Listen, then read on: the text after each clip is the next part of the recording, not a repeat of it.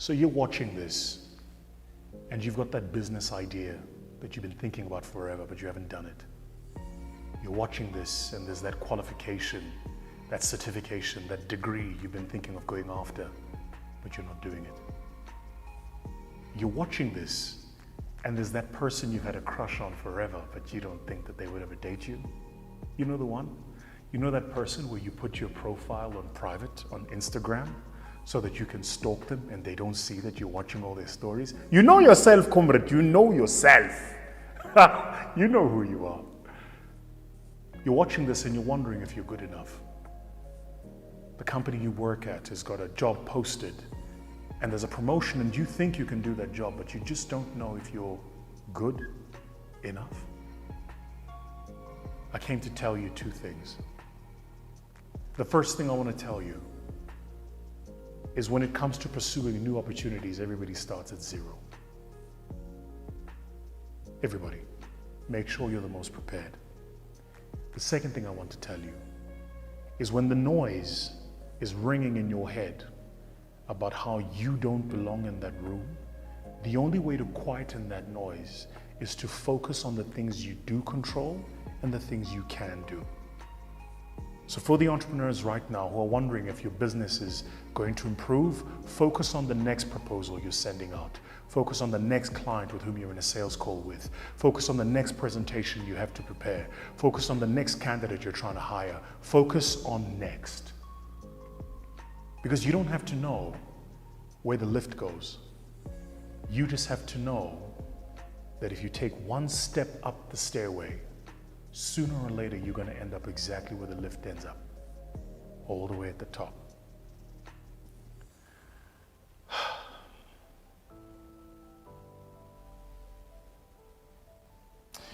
I think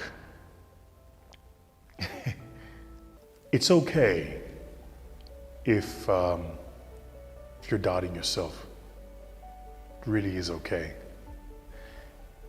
I think one of the greatest lies of our modern time and one of the greatest lies of this generation is this idea that nobody ever doubts themselves, that this imposter syndrome is only for the select few, but actually the high achievers don't suffer from it. The truth of it is that most high achievers are high achievers precisely because they doubt themselves. They are high achievers precisely because they don't feel like they're competent or worthy or good enough to be in the room. They are high achievers precisely because they think everybody else is better than them. And so they prepare more, they work harder, they commit more time. I think that's just the nature of achievers.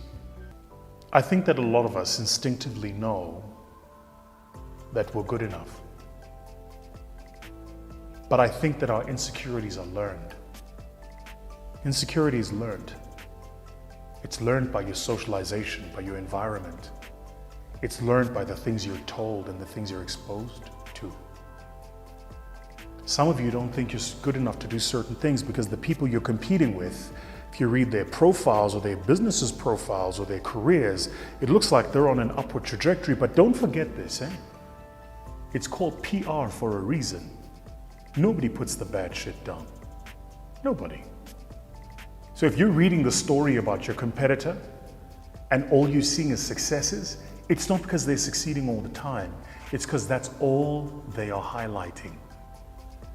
So the focus for you should be on how do I compete? Just do the next thing. Just one more thing. I want to leave you with this little bit of homework for yourself. Now, the first thing I want to say to you is that if you catch yourself having a negative conversation with yourself, stop yourself and call yourself out on your own BS. And the second thing I want to say to you, as a believer, I believe this. I believe that my Lord and Savior Jesus Christ has put in me the dreams that I have, and He's put in me the capabilities, skills, and competencies to achieve those dreams. And where I don't have those skills and competencies, He will maneuver the universe to surround me with people who have the right intent and heart to take me to the place He wants me to go. I genuinely believe it.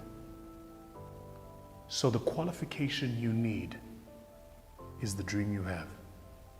The fact that you have that dream, the fact that you believe that thing, that you're seeing that vision, that's good enough.